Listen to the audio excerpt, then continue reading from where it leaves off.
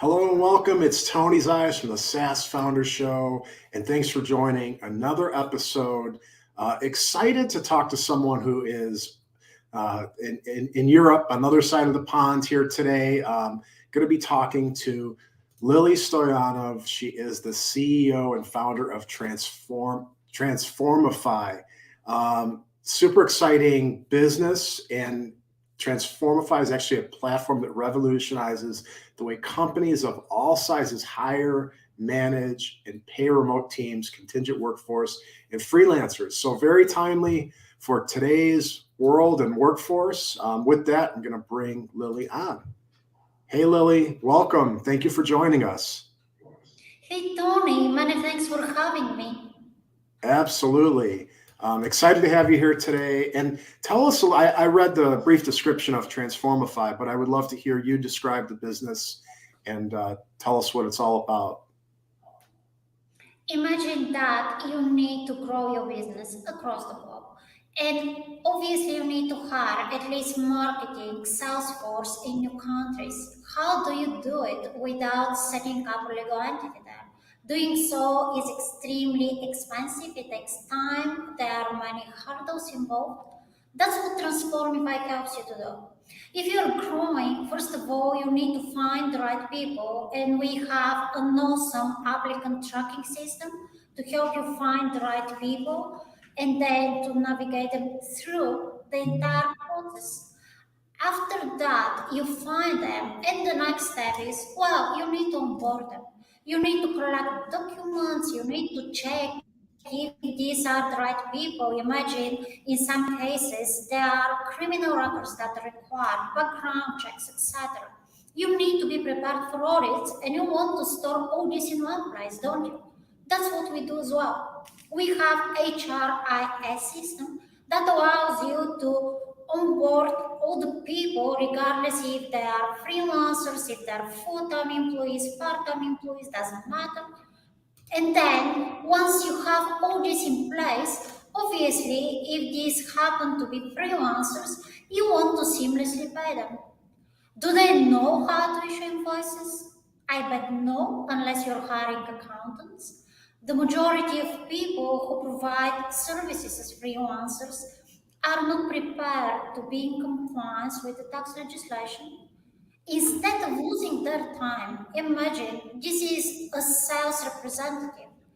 Do you want to lose their time with invoicing, with payments? No, you don't. You want them to sell, you want them to help you grow. So, for that reason, Transformify fully automates the billing process. We issue automatically a self billing invoice once you approve a payment. The payment itself flows seamlessly. Freelancers and service providers select the payment method, and we have a variety. Even crypto will be supported in a couple of weeks. 30 different coins will be available to all these people to select from to make it most convenient for them to receive money where they are, not to worry about. That's how something that usually is completely manual and takes lots of time, lots of cost comes into it, becomes easy, becomes a clickable button from a very single dashboard. That's what we do, and that's how you grew up exponentially. That's actually the secret behind our growth as well. We were able to hire the right people when we needed them, where we needed them. It's fantastic. It sounds like a really robust solution. I think in today's, workforce with so many people working remotely, how has that impacted? How has that, I'm guessing, grown the business? We started as a no remote company back in 2015. It has nothing to do with COVID. It has been like that since the beginning. Sometimes I joke that Transformify is my lifestyle business. I'm a digital nomad myself. I love traveling and working and meeting new people all the time. Last 5 months I was in Portugal, now I'm in Spain, and each time I plug into the local community, the local ecosystem of tech founders to expand our network. I love doing it. Mm. But how could I I do it with a corporate job? Prior to Transformify, I was a director with a big enterprise. It's impossible. And for that reason, I created a business. First of all and foremost, it was to support my own lifestyle. And of course, it is sorting out the issues and problems faced by many people who need to find a job cross borders, either because there are no jobs locally or they would like to explore new opportunities or to work in travel. The reasons might be many, but they need a solution and they need to know that they will get paid the moment they provide the services. Yeah, that makes a lot of sense. And I was somewhat interested to see, the business has been around since I think 2015, right? So, like you said, this is not something that was born out of COVID. We've talked to so many founders that have businesses that have been born out of, the pandemic. But you guys started well before that. So, really interesting. What, where did what's the origin story? Where did the idea come from? I'm guessing we're looking, probably facing those challenges of remote and dealing with contractors and all that type of thing. Where did the concept for the business come from? I wouldn't say that it was an enlightenment, it was an idea that came as a single idea to my mind. It was natural. First of all, once I completed my corporate career, I already decided to start my own business. At first, I started as a management consultant, providing consulting services in companies in the fintech industry, and they were based across the globe. I was providing those services via phone calls. Occasionally, I traveled, exchanged documents via document rooms. Please excuse me. And that's how I saw the need. There were lots of people just like me, highly skilled, on demand, who needed to organize their workflow. That was one side of it. Then, when I was still with the enterprise I was working for, I liked the business transformation process. Usually, in the business transformation process, you are supposed to optimize everything, to redesign the processes, to automate them, to make it easier and cheaper for the company to manage. But inevitably, lots of people lose their jobs. Those jobs get automated. It's part of the process, it's part of the world we live in. And that's how I decided that there is a potential even bigger. It's not only highly skilled consultants that could work the way I wanted to work. And the way I worked for almost 1 year after I left my corporate job, I expanded it. I expanded it to make it easy for people to find jobs to support their desired lifestyle. Some of them wanted to do it because they wanted to work and travel just the way I love to do it. Some of them needed to do it because they needed to stay at home, either because they needed to take care of someone who is sick, and in such cases, the income is tremendously cut. You have one person who has no income, they need to be provided care all the time.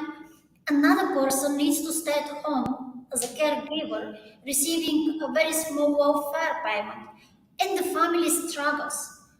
What if the caregiver could stay at home, continue their career, work part time, and support the family? This was the reason for some people to opt working from home long before the pandemic. Then you had people living in unemployment areas where jobs were cut and they needed to find a job without relocating. They already had a life there. Imagine that you have built all your life, you are, let's say, 50, you have a mortgage, you have kids, you have all your friends, you have your parents there, and out of a sudden, you are jobless.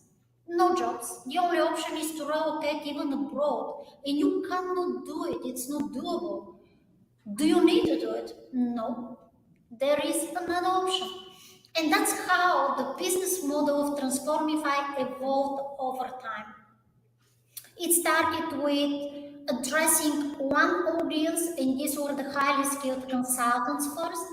Then we expanded it from a social angle to provide opportunities to people who needed to work remotely, flexible hours, being it from home, being it from a co-working space close to their home because they needed to, or even people who were disabled, they couldn't move, they needed to work from home, but they still needed to provide for themselves. That was the second target audience we addressed. It was again a very natural process. There were people who were contacting me on LinkedIn, who were contacting me on social media in general, saying, "We read about Transformify, we read that it's possible to work remotely." And I'm talking about 2016, 2017, when remote work was still very exotic as a concept. It was not easy to persuade employers to create such jobs to provide that level of flexibility.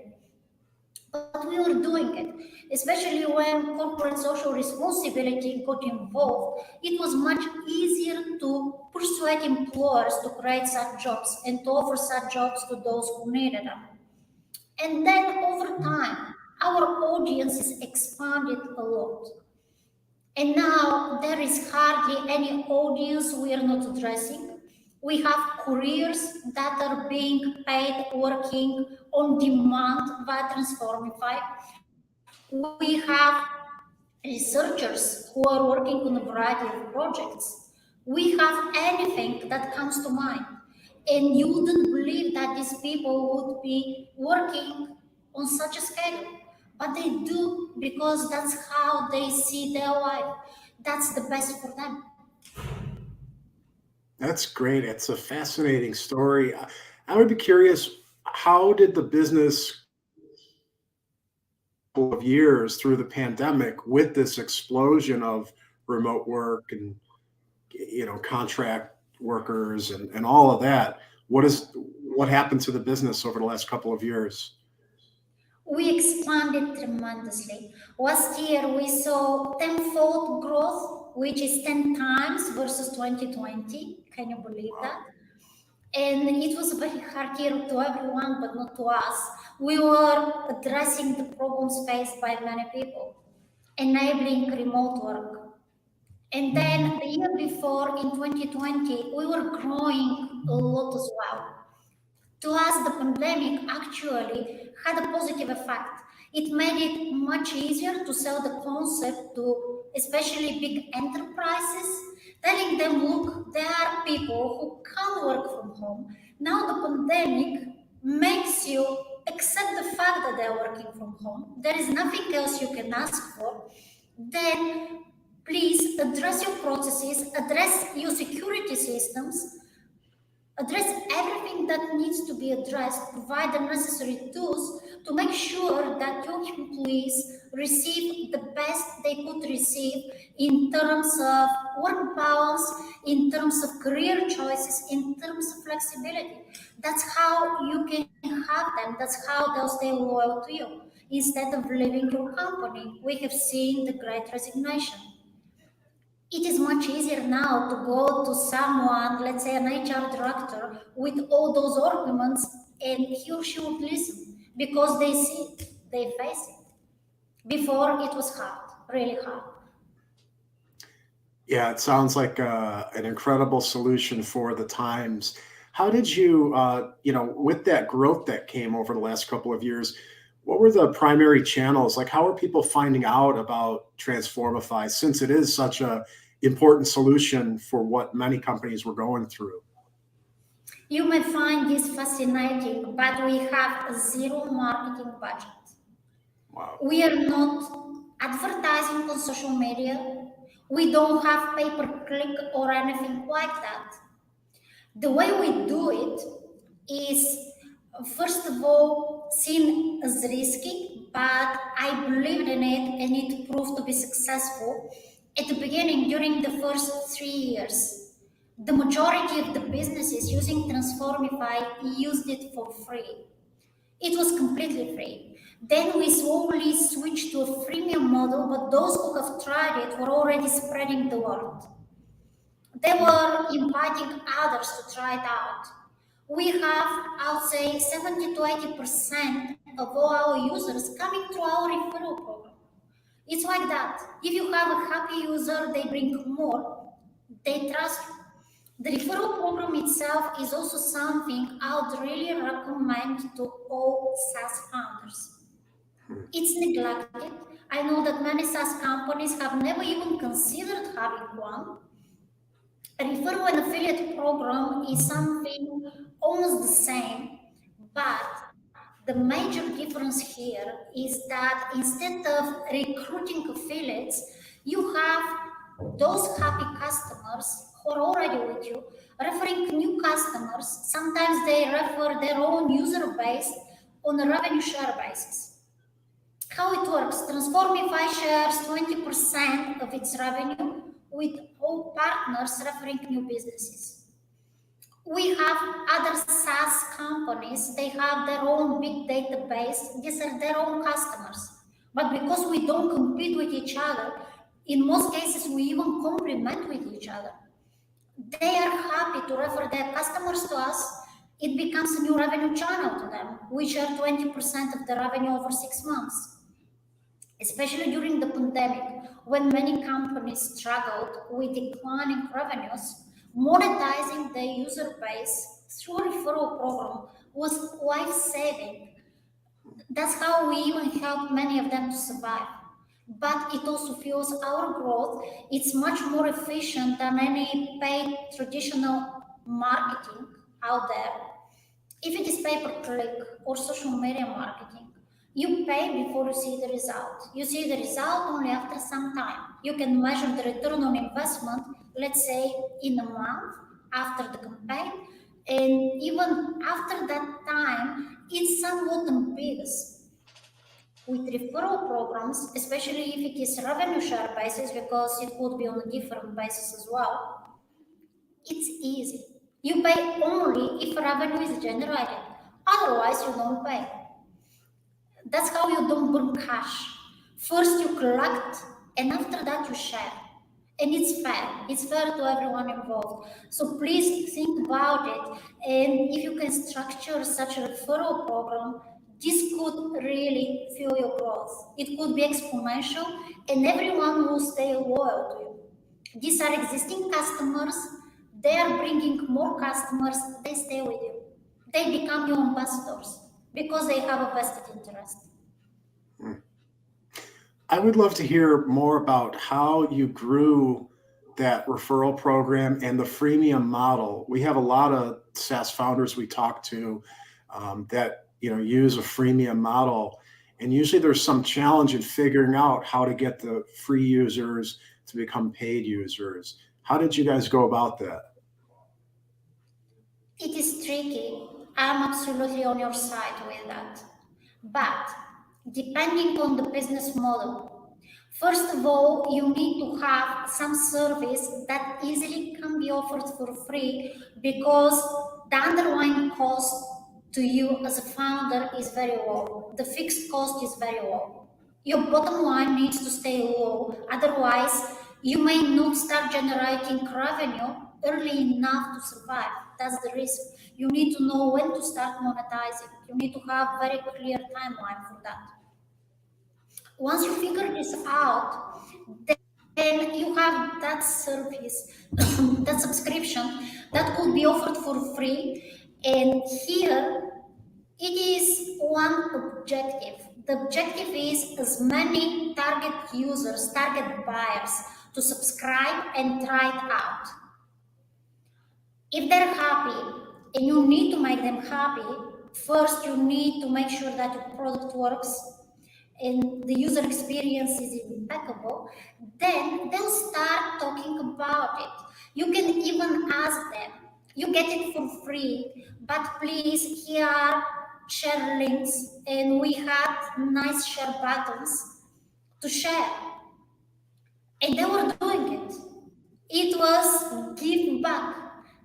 It is again your marketing that needs to come up with a strategy, being it through the newsletters, being it through your blog. You need to turn all these users into ambassadors. That's why you give something for free to them. They need to help you out, but they need to enjoy the process. If they don't enjoy it, it won't work. It needs to be even in a way entertaining to them. They need to be engaged with this process. The moment you start selling to them, usually it is at least in 6 months after they subscribe, and you know that they're happy, your account managers call them, you checked what the expectations are. If they're asking for some new features and you see that there are a lot of customers that are likely to use them, you verify that. Not just likely, you run surveys, you call, then you already know that there is something all these users are ready to pay for. And the moment this new functionality is added, you send them a very nice email, and then the account manager, of course, calls and saying, remember that conversation we had? We have great news for you. Here is the new functionality you asked us for. And it's even better. We are giving you a price better than the competition. Believe me, they stay. They already know the functionality that comes for free to them. In our case, it was the ATS. We were allowing everyone to post job listings for free. If compared to any competitor, there were competitors that were charging something like £300 per job listing. We were allowing everyone to post for free. But the moment we added other features, we added the HRIS, we added the freelancer management system, etc. Those features were already paid. The simple reason that all those users were already accustomed to the software, they loved it. They had lots of data. Then you have one other factor, and that factor is the resistance to change. People don't like to learn new software, they don't like to migrate data. If you give them something they have asked for and you convince them on top of everything that they're getting a great deal, they're happy, they stay. That's the approach. Always step in the shoes of your customers, understand what they need, understand what they're ready to pay, and convince them that the deal is great. They couldn't get any better. Once you do Really it, good. you keep them. Yeah, it's really good stuff. Great advice that you're giving away here. I would like to unpack some of this a little bit because I think there's a lot of really good tidbits and suggestions you're making here. So, first, I would like to ask you, you said you started out with the solution being free. And you also mentioned that it's important to figure out kind of that timeline for free and then moving to paid. So how did you determine when Transformify would focus on bringing in the paid users? To me, first, it was to figure out for how long can we run for free. We had a certain budget, and I couldn't afford to run out of money. I'm an angel investor. I invested in this company, and I still own 96% of it. It's unusual. It's a very high risk. As an angel investor, don't do that. Angel investors are supposed to hold 1 to 5%, rarely 10, but not more than that. Diversify your portfolio. In this case, my budget was clear and I was ready to write it off. It was very risky, but at the same time, the perceived return would be incredibly high. That's why I took the risk. And starting from that budget, I first looked at the timeline, how much we can sustain. Then, once I had the timeline, I cut it by 8 months. I said, okay, I can run for free till the end of 2020. We started monetizing early in 2019 to stay on the safe side. That's one thing you need to definitely consider. Then, if you're planning to raise funding before you start monetization, in some cases you need to, depending how much money you have, depending on what your competition is doing as well. If your competitors are much faster than you have no other choice but to raise funding much earlier than expected, much earlier than planned. In such cases, keep an eye on the KPIs because it's before pre-monetization to have a good valuation in place. You need to show month-on-month revenue triggers. The revenue triggers to me are user growth, but also churn rate. You have those users, good. You have, let's say, 10% month-on-month growth. That's impressive. Then you need to show very low churn rate. You give this for free. If the churn rate is high and it's free, it speaks really bad about your product. They don't like the product. It's free and they still churn. Keep an eye on that. Diving into churn a little bit further, what are some of the things that you really look out for, and how do you analyze, what are the churn factors? It could be a variety. In our case, I'm looking at dissatisfaction. That's one. If a company stops using our product, definitely we call and try to figure out why. What was it? Was it because they grew up exponentially and we are not sufficient in terms of functionality? It's possible sometimes. That's one. Is it because they're looking for something we still don't offer? It's also a possibility. You cannot satisfy the needs of every customer. They come from a variety of industries. You need to stay focused. You don't have the money, there is no point to develop any single feature someone is asking for, especially if you see that these are rather isolated requests. I'll give you an example. We have a variety of outstaffing companies that initially use the ATS, they loved it. It is driven by predictive analytics. It helps them a lot to understand if a candidate is a good fit. It's very useful to schedule interviews, track the progress, have assessments, everything at a glance. For a long time, it was enough to satisfy them. Then, once we got the FMS, the Freelance Management System, it became even more fascinating for them. Okay, we have the right candidates. Now we can assign them to projects. We can automate the billing and invoicing. Even better, Transformify acts as a company as a service, minimizing any compliance risks. You know, ER 35 in the UK, AB5 in California, across the globe, the regulatory framework is super complex and it gets even more complex over time. They were happy, more than happy with that. But eventually, some of them started asking, we don't want to pay for CRM, we don't want to pay for an accounting and billing software to manage our own customers. And we want you to add all this.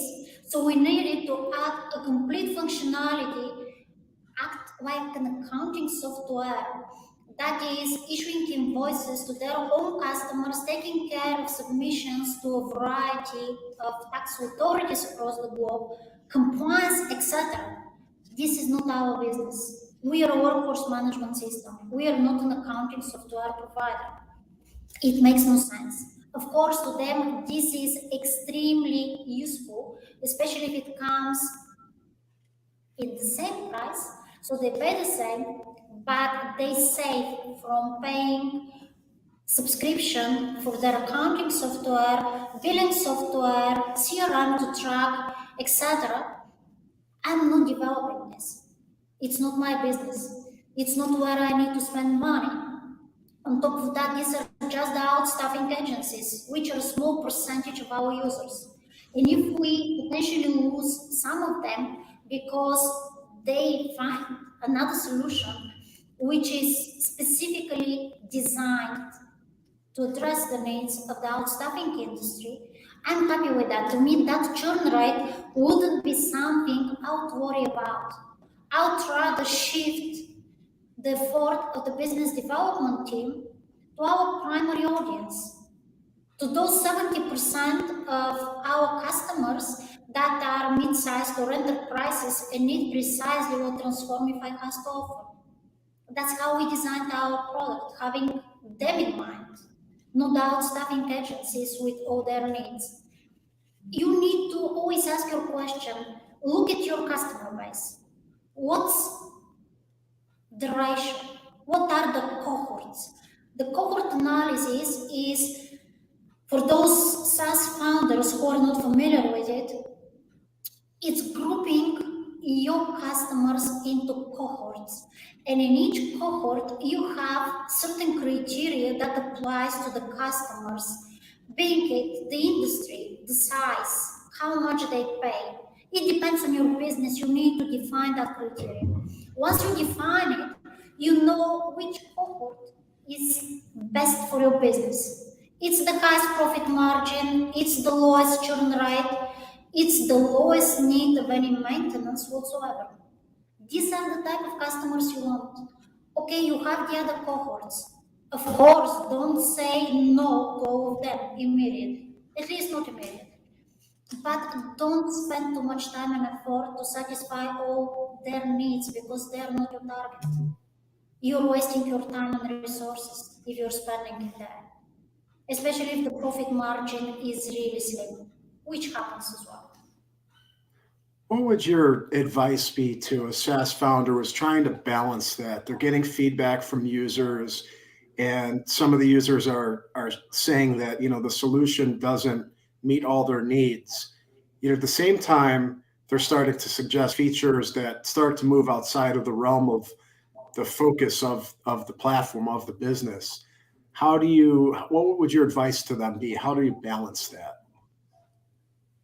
Going back to the cohort analysis, if those complaints are coming from a misrepresented cohort, by misrepresented, I say this is a cohort that is generating, let's say, less than 5% of the revenue.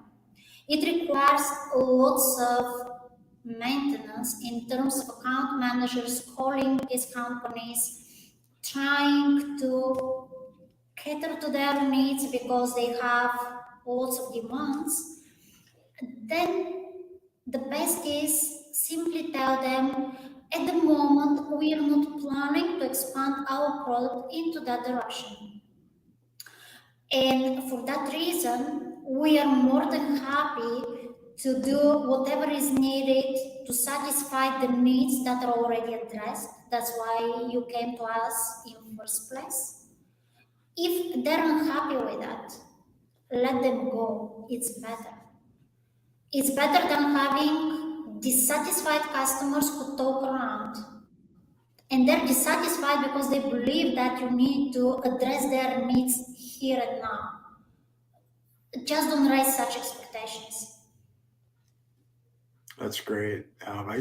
That focus that you're putting on the target audience and focusing on really the right audience is fantastic advice. I really appreciate the way you're approaching it.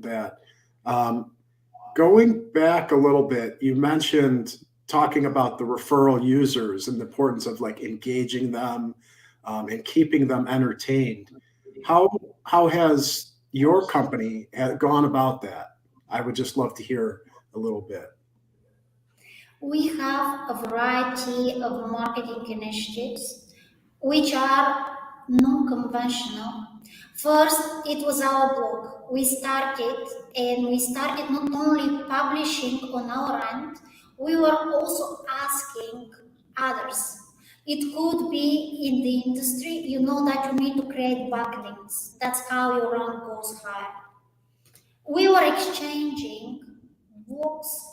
They were publishing to our blog, of course. The quality of content needed to be very high. We wouldn't allow just everyone to publish to our blog. But that was always providing a different perspective to our readers, and it was bringing more customers. It's simple. Everything is optimized around your keywords. That's good for SEO, search engine optimization. Then You are exchanging favors. The moment an article is published on our blog, the author, which is another company in the industry, usually another SaaS company, shares this across their social media channels. We also share it across our social media channels. When our marketing publishes an article to their blog, the very same happens again. We are tapping into each other's audience. We are not charging each other for that. We are just exchanging favors. But in this business, and not only in this business, it's in life in general, much more is built on human touch, on being there for other people, doing a favor to someone, then they will do it. They will do it for you the moment you ask. Don't neglect that. It does not need to be bad all the time. That's one perspective. Then we started with interview series. We were having a certain interview topic. Let's say in the past it was diversity and inclusion, interviewing chief human resources officers, interviewing senior people within very big companies to share what do they think about certain topic. Usually it was a big problem, a big scandal, a discussion in the industry. Again, it was driving lots of traffic. On top of this all, if you check my LinkedIn profile, you'll see that I usually participate in at least one podcast or I'm interviewed at least once per week. You need to have a face. Your company needs to be associated with the person. It's a great product, but people buy from people. Don't neglect that either. You see Richard Branson, you see Elon Musk, and they're not isolated examples. When you hear Tesla, you immediately imagine Elon Musk. When people hear about your brand, they need to associate it with a person. This is the person they're ready to buy from, and this is the person who needs to stand out there. This person needs to speak at events. This person needs to write articles. This person needs to be seen. That's how your brand is seen. And that's how you sell without a sales pitch. It's never a sales pitch. People don't like it like that. They need to associate with the brand. They need to understand the values of that brand. They need to like it. Put it simply, they need to like it. If they like it, they're ready to pay a premium for it. Look at Apple. Not that Apple is significantly better if you compare it to Samsung, people would argue. But they like it, they like the story around it, they like everything they have been told about this brand. And that's why they keep buying and paying a premium. The very same will happen with your product. Make people ready to pay a premium, make people love it, and have someone, a human, to be associated with your brand. I love it. I love that idea of, humanizing the brand. I think sometimes in the tech landscape, we can get pulled away from that. And the thing that I always like to talk about is, despite how fast technology changes, human nature stays the same. Human psychology stays the same. So we always have to play off of that. And like you said, people buy from people. So I love that, what you shared there. Fantastic. Um, Going along that, it sounds like, when you talked about the idea of Transformify being a lifestyle business for you, you mentioned, moving from different communities, and you were in Portugal, you're in Spain now. How do you get involved with the local communities? Do you connect with other entrepreneurs and founders? What does that look like? Before I travel, I usually have a plan. I have a map of who I want to meet there. It is usually someone in the local tech startup ecosystem. If there are incubators, accelerators, etc., I want to meet with them. I always meet with digital nomad communities as well because I am one of them. Again, if you're one of them, it's much easier to relate to you. You're accepted. First of all, find your own tribe. Who are the people you would feel comfortable with, and who are the people who would be interested to hear your story? Why? Then, once you figure out who they are, well, Google and find out where you can find them by the numbers. Where are the biggest digital nomad communities in the world? Go there, speak with them, be one of them, live with them for a few months. Then, once you have this, check which associations are likely to have your customers. In our case, these are the HR associations. We are selling to HR directors, HR managers, it's workforce system after all. And of course, to procurement directors, the vendor management system is fantastic for one of vendors, not necessarily only if you're working with freelancers, but any one of vendor or irregular vendor. When you have this, just check, okay, where is such associations? You can go after them country by country. That's one way.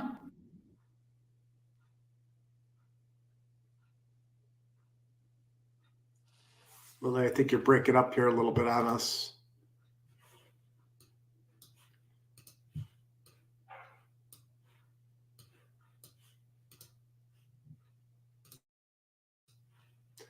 We'll give her a second to see if she can reconnect. So Lily, if you can hear me, you froze up a little bit on me. So I don't know if you want to give it a second or if you want to leave and come back in, but some really valuable information. I love the idea of humanizing and this idea of connecting. There is so much value in those entrepreneurial communities. We hear from almost all of our guests on the show here of the importance of really, utilizing and leveraging the communities. But there she is. Now you're back. Can you hear me, Lily? Something is happening with the internet connection on mine. I hope it doesn't happen again. No problem. No problem. I know that it happens. Just to dive and move ahead a little bit, I would love to hear, what is your vision for the next 3 years of Transformify? To me, revenue growth and profitability are extremely important. We are in that scale up phase when every single month counts. If I see a month with less than 20% month on month growth, to me it's already a red flag. In the next 3 years, I definitely want to see this company as a very established brand. I want potentially to go public in 2 to 3 years rather than 2 years. That was our initial plan, or we'll have an exit, but definitely in 3 years we'll have an exit one way or another. That's great. That's super exciting. All the growth you guys have seen and kind of upcoming plans. Before I ask my last question, Lily, where is the best place for people to connect, learn more about you and Transformify? Transformify has its own HR book, which is fantastic. Then I write for Entrepreneurial.com, and you can Google me and see my account there. I'm also a professor at Ziggurat Business School in Barcelona, and I write for their blog. Whereas, of course, you can follow me on Instagram. The Instagram account is fascinating because you see photos from the communities I meet, the places I visit. It's the lifestyle side of the business. There is something for everyone, depending what you want to see, what you want to read. It's either entrepreneur, which is general advice on entrepreneurship. It is the HR blog if you're looking for the best way to organize your workforce transfer payment. It's my Instagram account if you want to follow a digital nomad who enjoys being an entrepreneur. It's up to you. That's awesome. Very cool. I will definitely follow and check all that out. All right. So the last question that we always like to wrap up our conversations with this.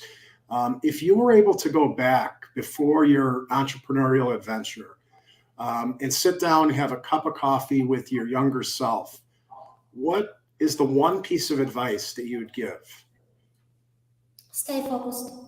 At the beginning, The errors I made, all the mistakes, were because I was losing focus. I was listening too much to the customers without having that perspective who the target customers really are. They were already customers. I was looking at them saying, okay, they want this, we need to do it. The question is, how many of the customers want it? Is it worth the time, your money? Losing focus, trying to satisfy everyone, never works. It's likely to deprive your resources of your own, to burn your budget faster than expected. Don't make this mistake. I'll always go back to this in these days when someone is asking me for new features. I always remind myself not to do it again. Awesome. That is fantastic advice. I think it plays off of some of the things you shared, really focusing on the target audience and market. Really great advice. A lot of powerful gems that you shared with us here today. So really appreciate your time today, Lily. Lilia Stoyanov from Transformify. Thank you, everybody, for tuning in. We appreciate it. We will see you again next week. And Lily, once again, thank you. Thank you, Tony. Wishing you a super successful year. Thanks so much. Take care, everybody. We will see you next time.